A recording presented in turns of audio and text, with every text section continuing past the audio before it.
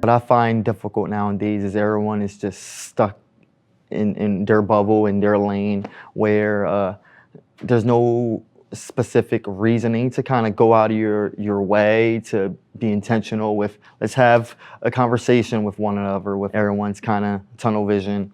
But how could we allow that space to have, like, such thing to happen on the day-to-day? The big difference with the slow dialogue is we were lucky enough to be formed in a group. In society, most people aren't interested in meeting with someone random that might have a different point of view.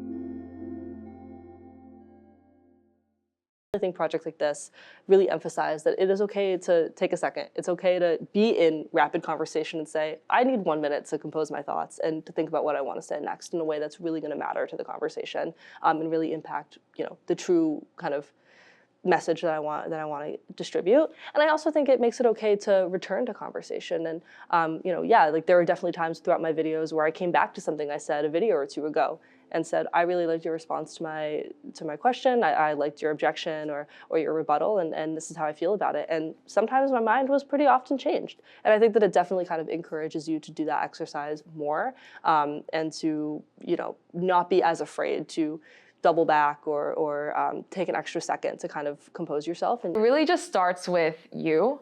Like, it really starts with the conversations that you're having outside of the classroom. And I hope that the participants, as well as the team, every one of us will step away from this experience being more intentional about how we approach dialogue. And I hope that that can inspire then the people who we are talking to outside of our normal academic spheres to also engage in dialogue that way. It really does have a place in every single aspect of our society. It's a matter of how do we engage with the broader society in a way that is civil and intentional and creates a space where we can understand each other as humans and not just one thing. Hence the idea of educating the whole being. We are not just one thing. We are whole beings, and being able to recognize that in our own lives, but then also in other people, I think helps in this,